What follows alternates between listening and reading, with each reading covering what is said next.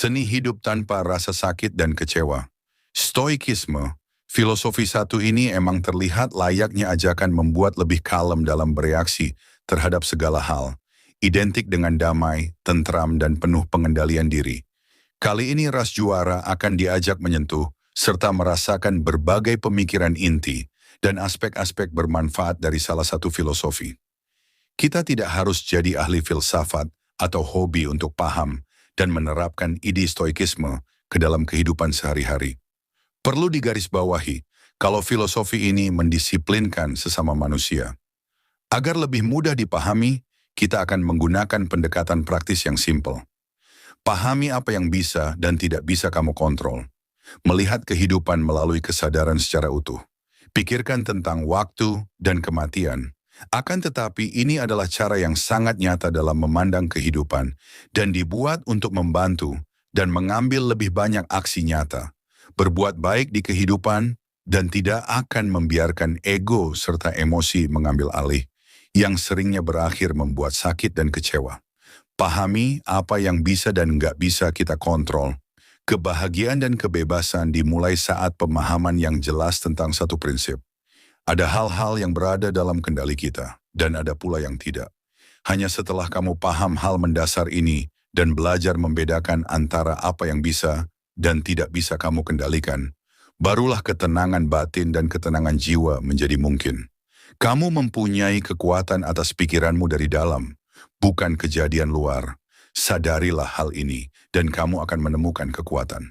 Salah satu prinsip dasar stoikisme adalah paham akan hal-hal dalam hidup yang bisa kita kendalikan dan tidak bisa kita kendalikan. Misalnya, kamu tidak bisa mengendalikan cuaca atau supir yang ugal-ugalan yang halangi kamu di perjalanan ke tempat kerja. Tapi kamu punya kendali tentang bagaimana kamu bereaksi atau membayangkan hal-hal yang terjadi.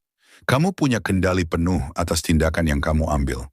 Kamu tidak bisa mengubah cuaca, misal hujan, tapi kamu punya kendali atas aksi yang akan kamu ambil, misal bereaksi dengan menyiapkan perlengkapan dan bersiap sama konsekuensi terburuk dari cuaca itu. Satu-satunya hal yang bisa kamu kontrol sepenuhnya adalah pikiran kamu sendiri. Anda bisa mengatur pikiran Anda ke dalam bentuk apapun yang Anda mau, dan ini tidak terbatas. Melihat kehidupan melalui kesadaran secara utuh, kesulitan menunjukkan siapa laki-laki itu. Maka dari itu ketika suatu kesulitan menimpamu, pertengkaran bahwa Tuhan ibarat pelatih gulat, telah menentukan lawanmu dengan pegulat yang kuat. Mengapa? Agar kamu bisa jadi penakluk Olimpiade. Namun hal itu tidak akan tercapai tanpa keringat. Ingat, materi betapa kecilnya bagianmu. Waktu betapa singkatnya dan cepatnya jatahmu atas hal itu. Takdir, betapa kecilnya peran yang kamu mainkan di dalamnya. Kesulitan menguatkan pikiran, sama seperti kerja menguatkan tubuh. Jalani hidup apa adanya, jalani semua tantangannya, ketidakadilannya, kesulitannya. Begitupun juga dengan segala keindahan yang ditawarkan hidup. Nggak usah berharap beruntung apapun atau pertolongan siapapun datang ke diri kamu. Kalau kamu mau jadi manusia seutuhnya, maka cara satu-satunya adalah dengan melakukan apa yang harus kamu lakukan. Pada dasarnya, ras juara sudah tahu bahwa tidak akan ada jalan pintas dalam hidup. Ini juga berlaku pas kamu sedang ada masalah, jangan menganggapnya sebagai hal buruk. Anggap saja sebagai keberuntungan, karena kamu mampu menanggungnya tanpa rasa sakit dan tidak merasa hancur atau takut dengan apa yang akan terjadi selanjutnya. Jadilah seperti batu karang di laut yang kokoh memecah ombak dengan tenang. Ingatkan ini pada diri Anda sendiri, kalau kesulitan itu bisa terjadi pada siapapun, tapi tidak semua orang bisa menghadapinya tanpa rasa sakit. Jadi ini adalah keberuntungan karena sudah menjadi manusia yang kuat dan mampu menghadapi apapun yang terjadi dalam hidup.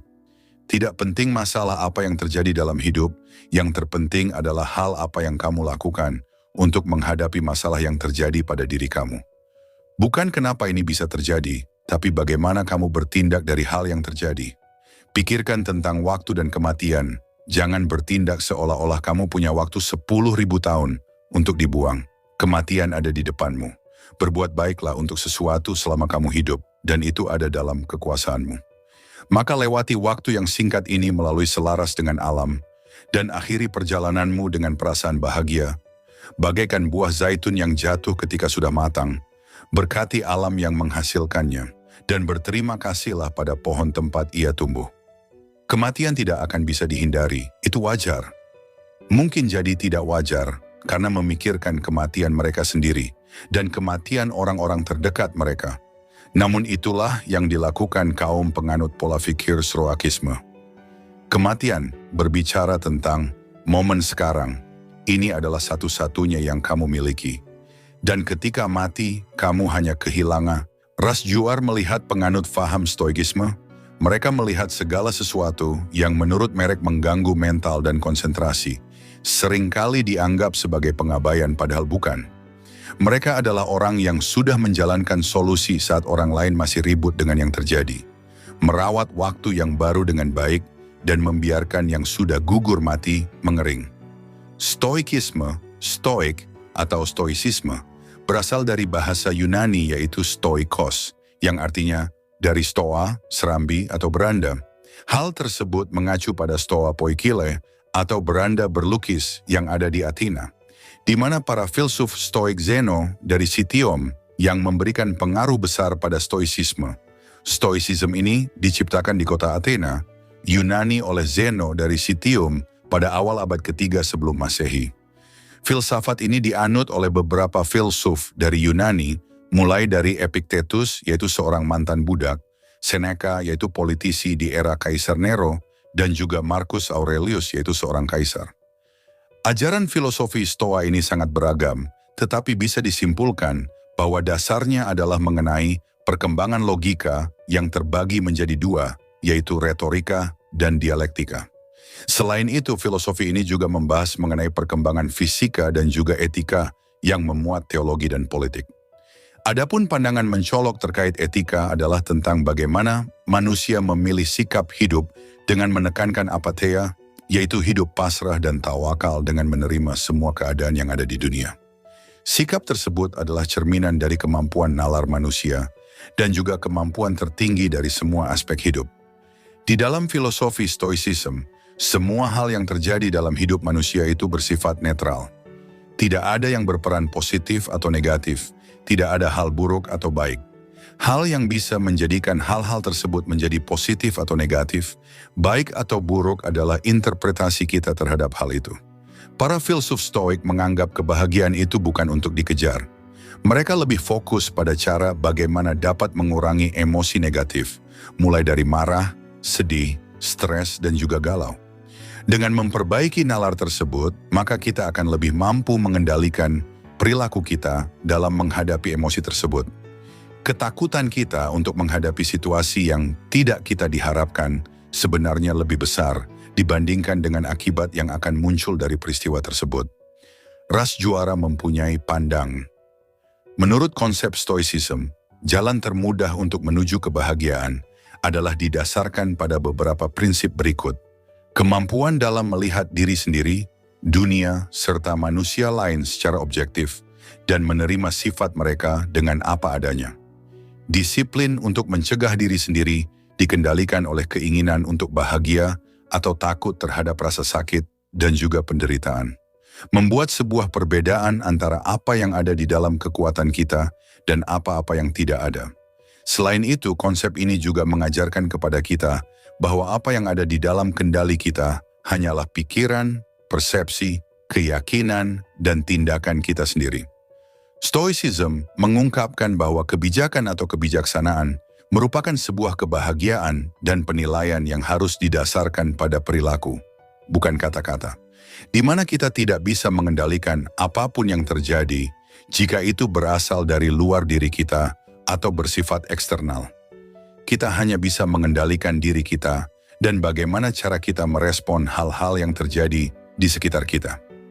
Para Stoa mengungkapkan bahwa perasaan takut atau cemburu, entah itu nafsu seksual atau cinta yang penuh gairah terhadap apapun, muncul dari penilaian yang tidak tepat dari orang-orang pada umumnya. Namun bagi orang-orang yang bijak, yaitu seseorang yang sudah mencapai kesempurnaan dalam hal moral serta intelektual, maka hal tersebut tidak akan mereka alami. Stoik pada masa Seneca dan juga Epictetus menekankan pada sebuah doktrin yang sudah menjadi ajaran Stoa awal, bahwa orang yang bijak akan benar-benar kebal terhadap masalah apapun, kemalangan ataupun derita.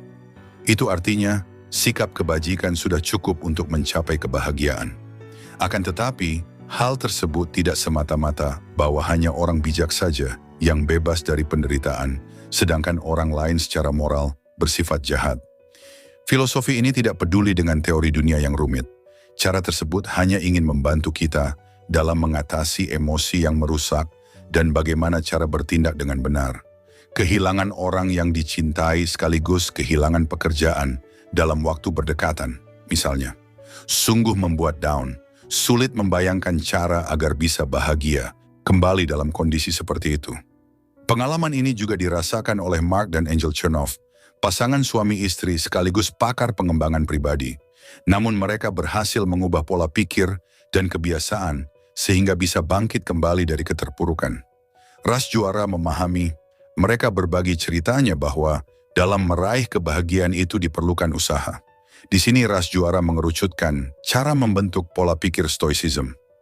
Bagi kalian yang sudah memiliki kebiasaan buruk menunda-nunda pekerjaan atau tugas, bahkan sampai tidak tahu lagi cara menghilangkan kebiasaan tersebut. Nah, kali ini Ras Juara akan memberikan beberapa cara agar kalian bisa membentuk pola pikir stoicism dan mengubah kebiasaan lama menjadi kebiasaan baru yang lebih baik lagi. Berikut adalah cara membentuk pola pikir stoicism. Yang pertama, bedakan antara hal yang bisa diubah dan tidak. Sebuah praktik penting yang ada di dalam filosofi stoicism adalah tentang bagaimana membedakan hal-hal apa saja yang bisa diubah dan hal apa saja yang tidak bisa kita ubah. Apa yang kita punya dan apa yang kita tidak punya. Contoh hal-hal yang kita punya adalah tinggi badan, warna kulit, bentuk tubuh, cuaca, dan tanah kelahiran. Contoh hal yang tidak kita punya yaitu jadwal transportasi umum yang bisa saja tiba-tiba berubah jadwalnya. Tidak peduli seberapa keras usaha kita, kita tidak akan pernah bisa memaksa orang lain untuk menyukai kita. Dibanding memikir hal-hal yang tidak dapat kita capai, lebih baik kita lebih bersyukur terhadap apa yang sudah kita punya dan kita genggam saat ini. Yang kedua, biasakan diri menyusun jurnal. Apabila kalian ingin memulai hidup dengan menerapkan prinsip stoicism, maka kalian perlu membiasakan diri untuk menulis sebuah jurnal harian. Dalam filosofi Yunani kuno, kebiasaan menulis jurnal tidak seperti menulis buku harian loh. Jurnal harian ini adalah filosofi yang nantinya akan mempersiapkan kalian untuk menghadapi hari-hari di masa depan. Dengan berbekal jurnal harian ini, kita bisa bercermin pada kejadian yang ada di masa lampau. Jurnal tersebut dapat kalian isi dengan kebijaksanaan dari guru, buku, teman, atau pengalaman pribadi. Dengan rutin menulis jurnal pribadi, bukan tidak mungkin kita akan mengenali diri kita sendiri, sehingga di masa mendatang kita akan merasa lebih bahagia. Ketiga, persiapkan diri dan tetap sabar. Menghadapi segala masalah perlu diingat bahwa sejatinya hidup bukan hanya tentang hal-hal yang indah dan menyenangkan saja. Akan ada waktunya kita terpuruk, terjatuh, dan juga terluka. Hal tersebut merupakan bagian dari hidup. Hidup dengan menerapkan ilmu stoicism ini, artinya kita harus siap dengan sebuah pandangan bahwa sejatinya hidup itu tidak selalu senang dan nyaman. Ada kemalangan dan kesedihan yang menyertai hidup kita. Oleh karena itu, berusahalah untuk mempersiapkan diri untuk menghadapi hari-hari yang kelam. Dan belajarlah untuk dapat berdamai dan menerima emosi-emosi negatif yang menghampiri, seperti takut ataupun cemas. Biasakan diri sendiri untuk tetap tegar dan kuat untuk menghadapi beberapa skenario terburuk. Keempat, setiap hal buruk yang hadir merupakan sumber kebahagiaan. Baru hidup akan terasa lebih berat dan sulit apabila kita hanya berfokus pada permasalahan yang ada. Daripada hanya memikirkan keburukan yang datang, cobalah untuk memberikan sebuah kebaikan dan fokus kepada hal-hal yang baik juga. Misalnya dengan membantu seseorang yang sudah membuat kita sedih atau marah, atau mungkin memberikan senyuman kepada orang-orang yang sengaja menyerobot antrean kita dan menyenggol kita dengan sengaja. Di dalam konsep stoicism, kebahagiaan merupakan sesuatu hal yang kita ciptakan sendiri. Jadi bukan hanya sekedar menunggu kebahagiaan datang. Jadi, daripada kalian larut dalam kesedihan, lebih baik ayo kita ciptakan kebahagiaan kita sendiri dan tersenyumlah. Kelima, ingatlah kita hanyalah butiran kecil di alam semesta inti. Dari konsep Stoicism sebenarnya sangat sederhana. Kita hanya perlu sadar bahwa sebenarnya kita adalah makhluk yang sangat kecil di muka alam semesta. Begitu juga semua hal yang kita hadapi, mulai dari kesedihan, rintangan, dan hal-hal negatif lainnya. Itu semua hanyalah butiran debu. Perlu kalian ingat juga bahwa semua pencapaian dalam hidup bisa saja bersifat sementara. Kalian bisa saja sekejap memilikinya dan sekejap pula kehilangan hal tersebut. Jadi, mengapa kita tidak mengganti semua hal buruk yang hadir dengan hal-hal yang baik saja? Kemudian, kamu juga harus menyadari dan paham akan keadaan diri sendiri. Salah satunya ras juara ingin bertanya, bagaimana kamu tahu kamu bahagia atau tidak bahagia? Nah, hidup bahagia adalah resep kebahagiaan yang menarik dan aplikatif untuk manusia modern saat ini. Bukan karena penggasnya seorang filsuf, ilmuwan, dan pakar matematika kelas dunia, akan tetapi juga karena isi buku ini datang dari sudut pandang yang masuk akal. Konsep hidup filosofi Stoicism. Di dalam filosofi Stoicism, kita diminta untuk bertanggung jawab atas cara pandang kita terhadap sesuatu. Konsep tersebut menganggap bahwa salah satu penyebab dari penderitaan yang kita alami adalah karena diri kita sendiri. Kitalah yang sebenarnya bisa menentukan penderitaan ataupun kebahagiaan yang ingin kita rasakan. Selain itu, di dalam konsep Stoicism, kita juga diharuskan untuk menarik garis pembeda antara hal-hal yang bisa kita kendalikan dan hal-hal yang tidak bisa kita kendalikan. Banyak orang yang akhirnya tidak bahagia dan sedih karena mereka mencoba mengendalikan hal-hal yang tidak bisa mereka kendalikan. Hal tersebut tentu akan membuat mereka merasa tidak berdaya, kesal, dan merasa tidak berguna. Jadi filosofi Stoicism sebenarnya berfokus pada hal-hal yang bisa kita kendalikan dan menyadari bahwa memang ada beberapa hal yang tidak bisa kita kendalikan. Saat kita berfokus pada apa yang bisa kita kendalikan, maka kita akan merasa berguna, efektif, dan bisa memecahkan sebuah masalah dengan mudah. Pandangan ras juara terhadap kebahagiaan. Bahagia itu mudah, menyenangkan, dan tentu bisa dipelajari. Bukan dengan teori-teori atau duduk di sebuah seminar, tapi dengan dipraktikan. Dengan halaman full color dan gaya penyampaian yang serba visual, serta pembahasan yang singkat padat, kalian akan merasakan perbedaannya. Menurut konsep Stoikisme, kendalikan bagaimana cara kita berpikir. Seperti yang sudah dijelaskan di atas mengenai prinsip dari ilmu Stoicism ini, yaitu tentang beberapa hal yang bisa kita kendalikan dan beberapa hal yang tidak bisa kita kendalikan. Kemudian ada banyak ketidakbahagiaan yang disebabkan oleh pemikiran, di mana kita menganggap bahwa kita bisa mengendalikan hal-hal yang sebenarnya tidak bisa dikendalikan. Lalu, apa saja yang bisa kita kendalikan? Epictetus mengungkapkan bahwa kita dapat mengontrol apa yang terjadi pada diri kita sendiri. Ketika orang lain melakukan hal buruk terhadap kita, itu adalah hal yang tidak bisa kita kendalikan. Namun kita bisa mengendalikan emosi dari dalam diri kita dalam menghadapi perlakuan tersebut. Itu artinya, yang bisa kita kendalikan adalah diri kita sendiri, bukan orang lain. Hal tersebut menyadarkan kita pada prinsip dasar dari Epictetus, yaitu bukan hal-hal yang membuat kita marah, namun ini adalah tentang bagaimana cara berpikir kita tentang berbagai hal yang terjadi pada diri kita. Apabila kita berpikir akan ada suatu hal buruk yang terjadi pada diri kita, maka kemungkinan besar kita akan dilanda rasa takut, cemas, dan sedih. Begitu pula ketika kita menilai bahwa suatu hal yang sangat buruk sudah terjadi pada diri kita, maka kita akan merasa kesal, marah, dan sedih. Konsep Stoicism mengajarkan bahwa semua rasa emosi yang kita rasakan merupakan hasil dari penilaian kita terhadap sesuatu. Hal yang ada di dalam diri sendiri sebenarnya bersifat netral, sebab apa yang mungkin terlihat mengerikan bagi kita, mungkin saja terlihat sepele bagi orang lain. Dan begitu pun sebaliknya. Paradoks Stoicism, seperti yang dirumuskan oleh Epictetus, mengungkapkan bahwa kita hampir tidak mempunyai kendali atas apapun. Tetapi pada saat yang bersamaan, kita mempunyai kendali penuh yang potensial untuk kebahagiaan kita. Salah satunya melatih pikiran. Salah satu tokoh Stoicism, yaitu Seneca, merekomendasikan kita untuk menuliskan hal-hal yang kita rasakan saat merasa kesal dengan sesuatu yang bersifat sepele atau bertindak dengan rasa emosi kepada seseorang yang mungkin saja tidak pantas kita marahi. Dengan menuliskan semua itu, kita akan mempunyai harapan dan berpikir untuk tidak melakukannya lagi di kemudian hari. Selain itu, seorang tokoh filsuf lain, yaitu Marcus Aurelius, mempunyai strategi lain, di mana ia selalu mengingatkan diri sendiri bahwa ia mungkin saja akan bertemu dengan orang-orang yang sedang marah, sedih, stres, dan tidak sabar. Dengan memikirkan hal tersebut, ia berharap agar nantinya ia akan cenderung tidak menanggapi mereka dengan cara yang sama, yaitu kemarahan. Namun ia merefleksikan sebuah fakta bahwa tidak ada orang di dunia ini yang melakukan hal buruk di atas dengan sengaja.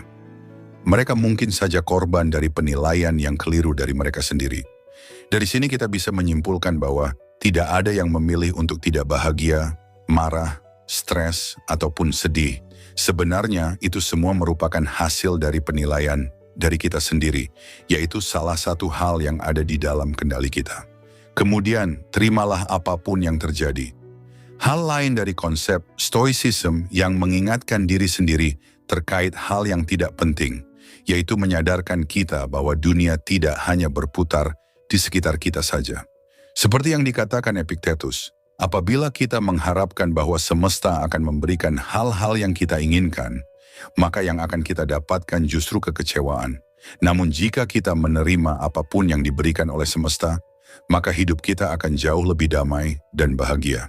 Nah, mungkin itulah penjelasan dari Ras Juara mengenai filosofi stoikisme agar hidup jauh dari rasa sakit dan memperbaiki mental kalian. Ikuti terus channel Ras Juara kalau menurut kalian bisa membantu dalam hal kalian mencapai hal yang kalian tuju dan memperbaiki hidup kalian.